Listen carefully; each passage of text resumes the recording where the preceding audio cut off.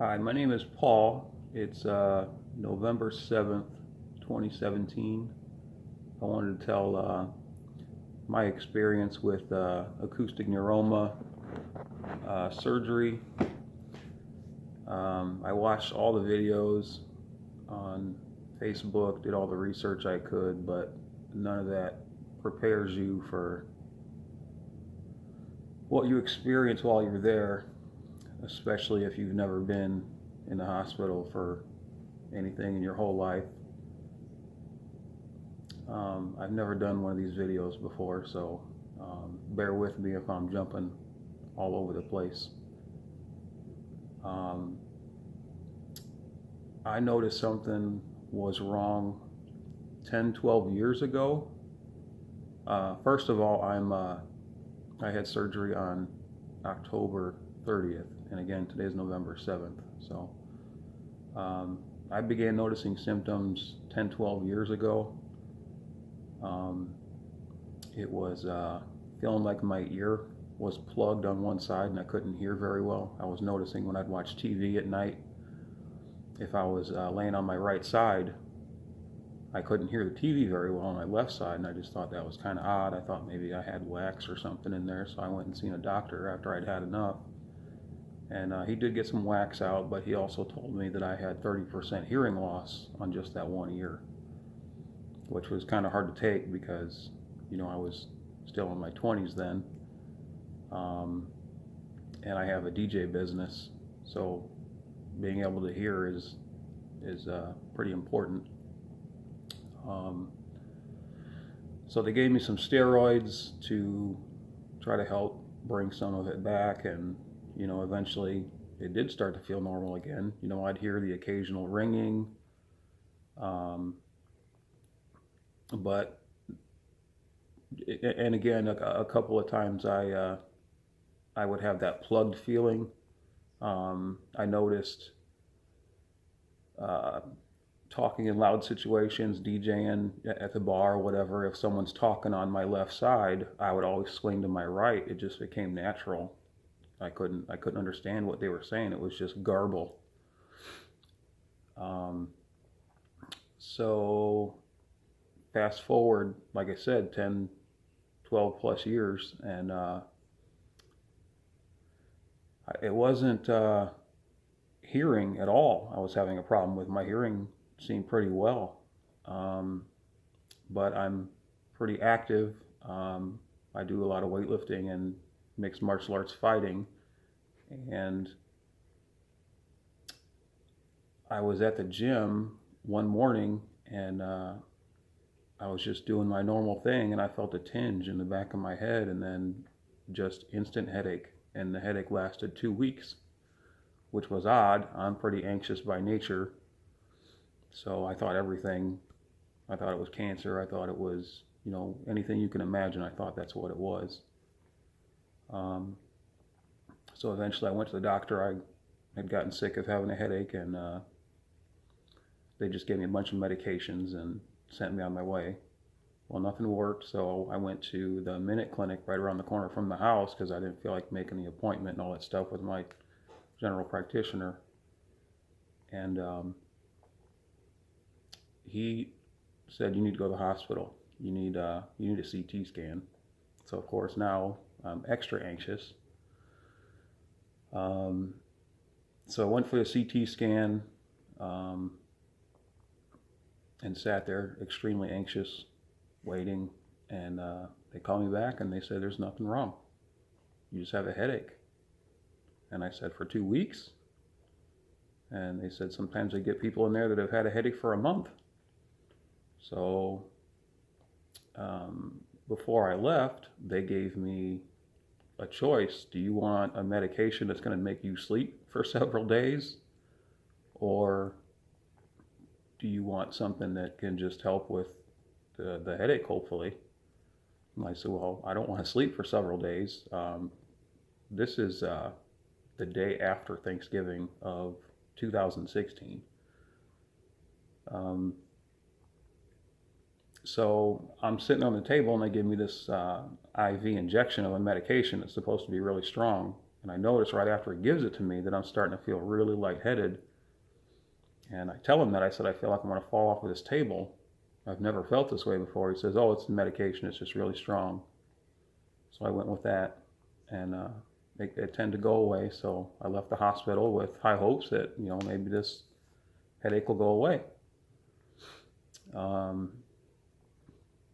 They gave me more medications to take, more money I'm spending at Walgreens. I can't even count how many prescription papers I have in there from all the medications I bought. So it took about another week, and it finally went away. Like I said, it was a total of a 2-week span. And I thought, great, you know, finally, something's working. Just using Excedrin, which is what I normally use with caffeine, and it's finally working.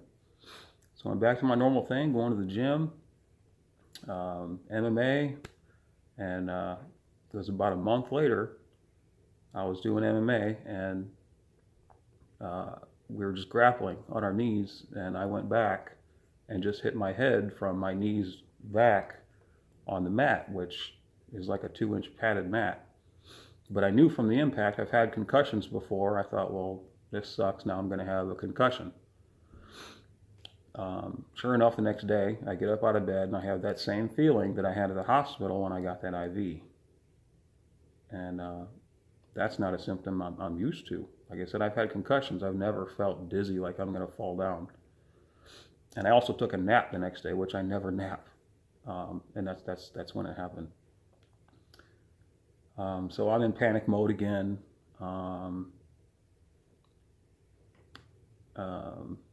Go to the gym the next day, the next morning. You know, I'm still trying to do my normal thing. I'm bending over at the water fountain getting a drink, and it's happening again. And I let that go on for about a week. I started thinking maybe it's the pre-workout drink that I take, because there's a lot of caffeine in that, and I go to the gym at 5 in the morning. Maybe it's just too much. So I cut out the pre-workout and still went to the gym. And I think about 4 or 5 days went by and I didn't have any spells at the water fountain or doing any lifts or anything. So it was a Saturday that I was there, and no pre-workout. I'm just doing some ab exercises on the ground, and then the room starts spinning like I'm going to pass out or fall over or whatever. And I went into instant panic mode again, rushed home, called my work, said I'm not coming in tomorrow. I got to figure this out. Something's way wrong. A friend of mine, her mother works for a neurosurgeon, so they got me into a neurologist right away. So that day that I got the appointment, I went in, and he's doing the series of tests, you know, to make sure I'm okay, and, you know, touches fingers, walk, or touch my nose, walk this way, just all the basic stuff they do for a neurological test. And he's like, we just had a CT scan, there's nothing on it, you're fine. And everything I'm doing to you in here, you're fine. And I said, I'm not fine, something's wrong. So I insisted on an MRI. I said, I got that CT scan however long ago, it's time for an MRI. So he granted it, and it was on a Wednesday, I believe, Wednesday afternoon. So you can imagine all day Thursday, I drive a truck for a living. I'm listening for my phone to ring, and it doesn't. I'm like, okay, no news is good news. All day Friday, nothing. No news is good news. So I go to work, or I'm getting ready to leave work on Friday, and I'm talking to a buddy of mine, and he said the same thing. No news is good news. If there was something wrong, they would have called you. Well, that's not good enough for me. So I left work and went straight to the hospital where I had the appointment with the neurologist, and I walked in. I said, you know, I had an MRI Wednesday and I've heard nothing. And I'm standing there where they take in appointments. You know, I'm talking to the receptionist, and she looks it up. She goes, oh yeah, there's something here, and it's not acute. I'm like, what does that mean? She's like, well, there's a tumor, but it's not cancer. It looks like an acoustic neuroma, And just like anyone else, what the hell's an acoustic neuroma? It doesn't sound like it's something that's supposed to be in my head. And like I said before, I'm extremely anxious. So this is panic mode beyond 10. Or it really set me back, just like it would anybody else. So at this point, I'm like, so what do I do? What do I do? You know, I need to talk to somebody other than a receptionist that knows more about this. You can't just send me home on a Friday afternoon to think about this all weekend. So she calls up a PA, and she's all bubbly and telling me what it is. It's not cancer, and it can be removed. And then there's a doctor that comes into the room, and he's talking to me, and he can see that I'm in panic mode. And I'm like, is this something that's going to kill me? And he said, no.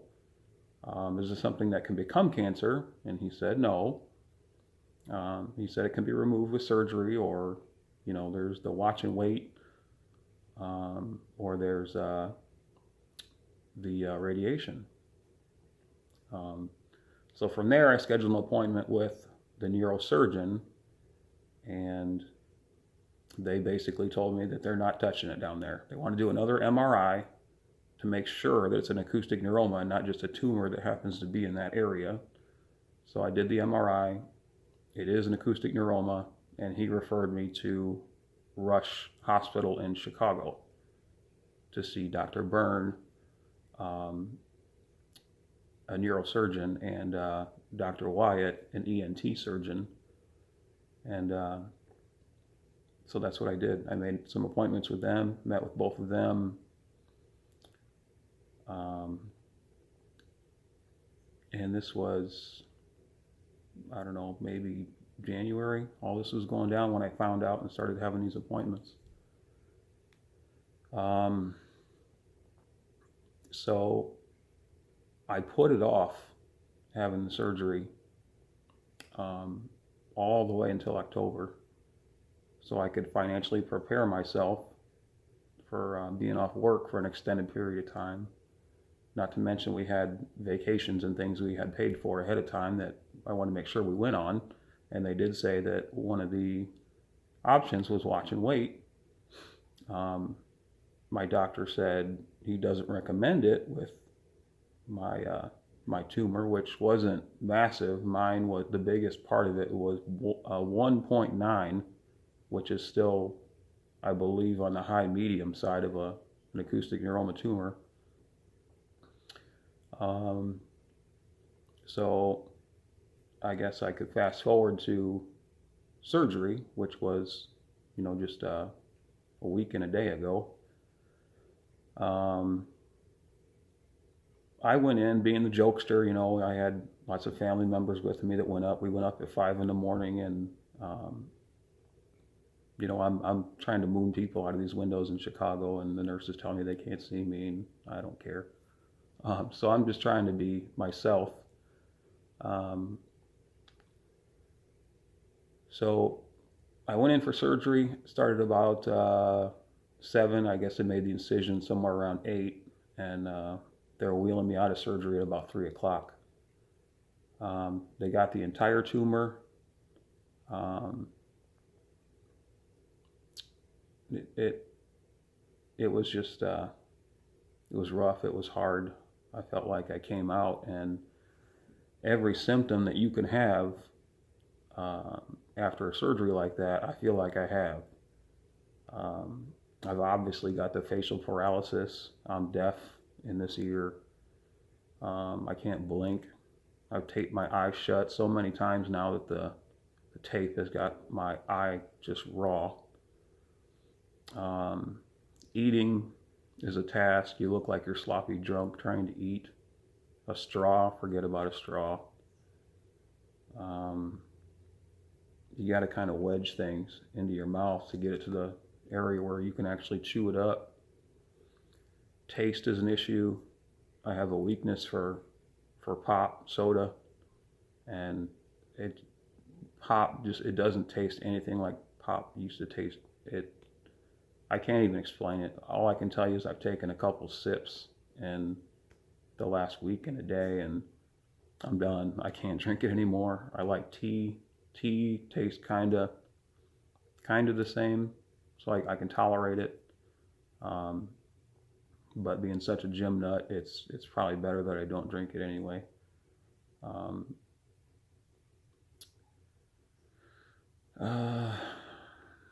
trying to think here. The whole hospital experience, the first 3 days out of having the surgery, were just awful. I did nothing but vomit. I still today feel like I've been kicked in the head, and that bell ringing feeling just won't go away. I'm still real unsteady on my feet. It seems better in the house. When you go outside, it's way worse. It's like it's too much. It's overwhelming to be outside and walking around. And but anyway, the hospital experience. When you come out of surgery, you hadn't had anything to drink all day and all night, and they want to come in and give you a cup with a little cotton swab or a little sponge dipped in water and then just smeared on your lips, and you're sucking on it like a fish out of water, because it is by far the thirstiest I've ever been in my whole life. I would have passed up a winning lottery ticket just for a gallon of water. That's how thirsty I was, and that's no joke. It's disturbing how thirsty I was. At one point, I got a nurse that was a little more lenient, and I said, "Hey, give me that cup," and she did, and I kept dipping that thing and dipping and sucking and sucking and sucking and sucking, and then she finally took it from me, and about 5 minutes of her being gone, I puked up everything that I had sucked off of that little sponge. Ice chips were my friend, because I could chew those up. They were cold, and it just felt great going down my throat. I had a cool nurse. I'll grab what she gave me.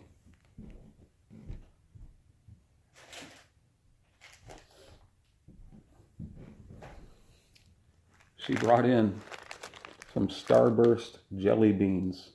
I survived on these and ice chips for 3.5 days, and that took the medicine taste out of my mouth. I wish I knew the nurse's name. I'd send her another bag of them, because those things were amazing. I'm not a big candy person, but when you're in that position, that sweet tasted really good.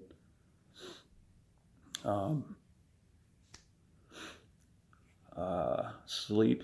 Oh man, I have not slept more than, I want to say, 2 hours at a time, maybe less than that, since the surgery. Because as anybody knows, if you're in the hospital, they wake you up constantly and they ask you the same questions over and over. I made the mistake of, I think it was the day after surgery, I said that the catheter was bothering me because it was still in, and she said, "Oh, we can probably take that out now." And, sheer panic comes over me, and she didn't tell me what to do. She just deflated it and pulled it out. I thought I was going to die. So then it's my turn to try to pee on my own, and I'm laying in a bed, and they're telling me to pee into this urinal cup thing on my side. Well, it's not happening. So they come in and they check my bladder with some type of device, and the lady tells me that, normally we recatheter people at 400 milliliters, and you're at 640 right now. But I'm not in any pain. I can't tell. I just can't pee on my side. So they're threatening to recatheter me, and I said, I have to get out of this bed to pee. I cannot pee on my side. It's not going to happen. And I'm only telling you guys this stuff because all the videos I saw, nobody got in depth with this kind of stuff, and this is the stuff that really affected me. Just going to the bathroom, stuff you don't even think about.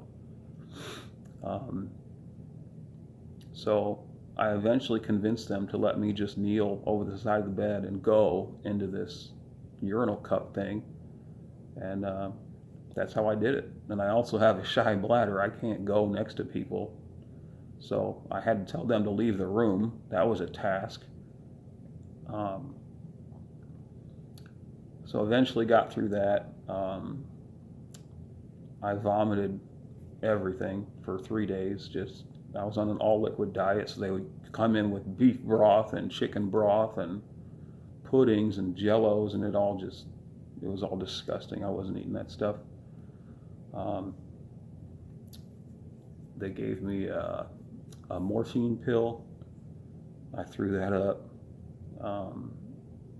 They wanted me to walk. I think it was the first day after surgery, and they got me up, and of course the room's spinning, and I walked to the door with assistance and then back to my bed and then puked for 20 minutes.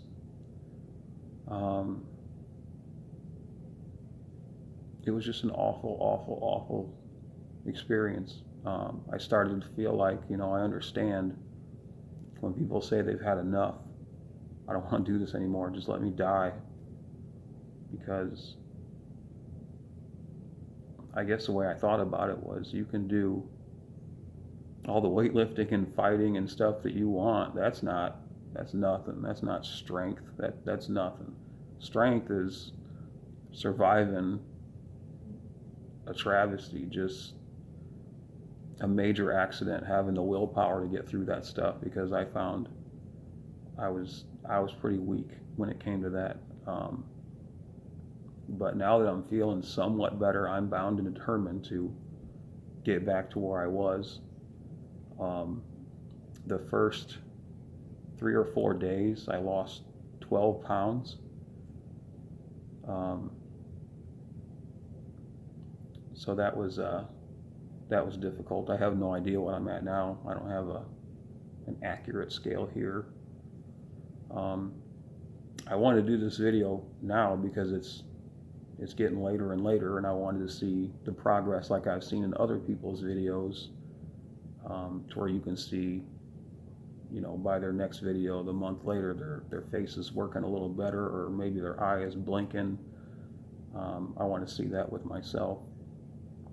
And the other thing is, I've had so many people in and out of here. This is the first time I've really had a chance to be alone and make a video. So eventually they got me on a regular diet, and I'm learning at that point that eating is a task. It's a struggle, and you're paranoid because you don't want to puke anymore, because every time you puke, it just makes your head hurt even worse. And the other thing I'm leaving out is the compression bandage that they put over your wound. I'll do my best to show you my stitches here. I'm not sure if I'm doing it right, but that is the incision. And I also have another one on my abdomen, because as you know, they take fat out of your side to put in the spot of the hole.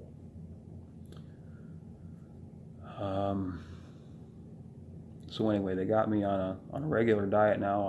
I'm eating, and I got my first sip of pop at that time, and I noticed right then that it was horrible. My eye was blinking right after surgery, and obviously now it's not. It quit at the hospital. So I'm trying to remember. I got released on Friday, and I had to go from Chicago about an hour and 15 minutes south, and that car ride was horrible. They gave me medication to control the nausea, but I thought we got out of the hospital early enough that the traffic wouldn't be so bad in downtown Chicago. It was like 12:30, 12:45, but it was Friday, so it was just nuts. Every little bump, every little stop, just everything just makes you nauseous. So I eventually just covered my head with the vomit bucket they gave me, and that's how I got home. It was scary leaving because I wasn't in the care of my doctors and nurses. The first night home sleeping, I woke up in a cold sweat, just full panic, just I didn't know what was going on. I just knew I didn't feel right. So I stayed up a little bit longer and eventually went back to bed and just had really unusual dreams. And that happened a few nights in a row. I guess my big concerns right now is I didn't think I was going to come home with all of the symptoms that they say you can get from having an acoustic neuroma, because my tumor wasn't that big. You know, I went with removing it because I'm relatively young. I'm 39. And I didn't want it to be a bigger risk factor when I'm older and maybe have more health issues. So I had it removed. And I just assumed since it was smaller, I wouldn't have as many issues, but the balance is awful. It doesn't seem to change. It is definitely better since the hospital, but it's still awful. I don't know. I'm sure there's a bunch of stuff I'm leaving out, but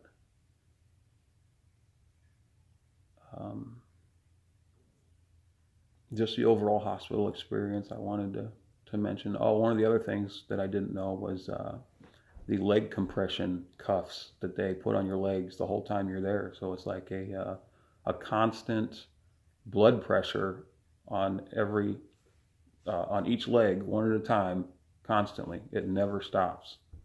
And they do that to keep your blood flowing, to keep you from getting blood clots since you're laying down so much and not moving.